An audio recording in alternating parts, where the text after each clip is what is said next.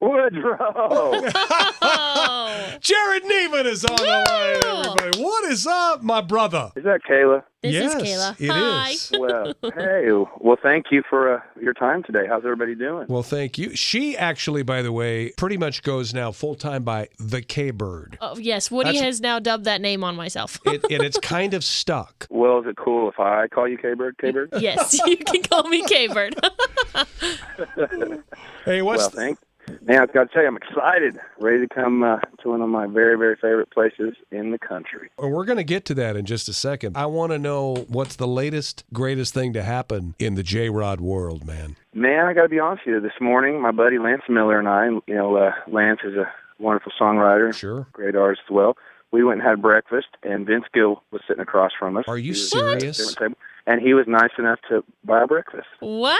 Vince Gill brought your breakfast. Yeah, and it sounds crazy. I was just like, I said, can we get the check? And she goes, oh, Vince covered it. Like she's on the first name basis with him. So I thought, wow. I mean, it just shows you how classy, that guy is and gracious. So he even bailed before I could thank him. So if you're listening, Vince Gill, right now, thank you very much. That means the world. What'd you have for breakfast, though?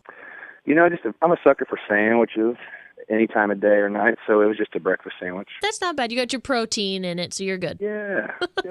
We have not talked to you, by the way, since you can introduce a woman as your wife. Belated, way, way, way belated congratulations. I honestly never thought I'd see the day it would happen. Well, I got to be honest, not trying to be cool, but more like an idiot. I didn't think it would either.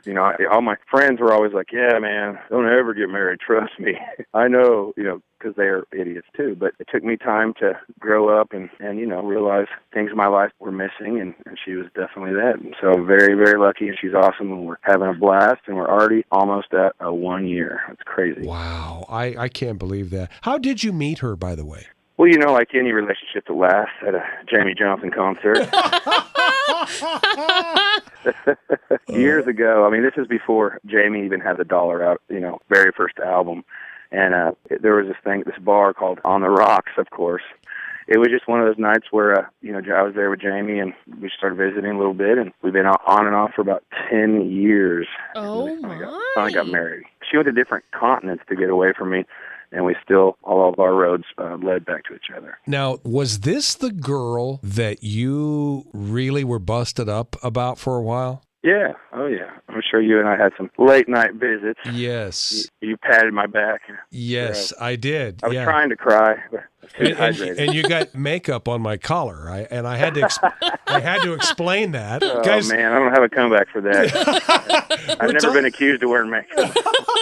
All right, Jerrod, I am a big hunter. Hunting season actually starts for us on Saturday. And I've seen a few pictures going around with you, hanging out with Lee and stuff. So are you into hunting season, or is it just something you like to do, or you get stuck doing? Well, I grew up in southwest Kansas, and hunting is a huge part of, and still is a part of the culture, mostly pheasant, quail, deer, and duck hunting, things like that. But I do have to say, it's kind of weird, like when you go on hunts as an artist with friends, there's these guys that have almost made it so easy it's not even hunting anymore. So it's kind of bizarre, but I do, yes, like to go out and fire the gun, but I will say I do love fishing probably even more, just because you can still chill, you still are actually man against nature, but you don't have to be as serious all the time. You can sit with a koozie next to you. Yeah, and your buddies, sometimes in a tree stand or whatever, everybody spreads out, but, in a boat, you can still chill with your friends and catch up. And so, but I love it all. What are you going to be doing this season? Well, my boyfriend and I share a shotgun, I guess, or is it mine if it's at my house? Does it count if it's mine? I think whoever's holding it when it's loaded is loaded. So mine, I have the shells. I'm going to try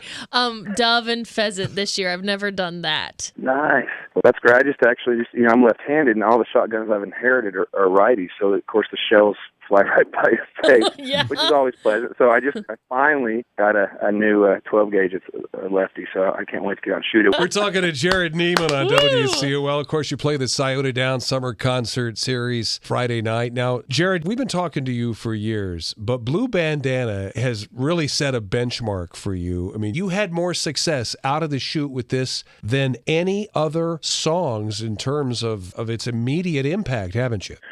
Yeah, you never know. It's always a long way, the life of a song and what it's going to do. But I'll tell you, like you said right out of the gate, it was very exciting, very grateful for that because it means a lot to me. As you know, you and I have been buddies a long time.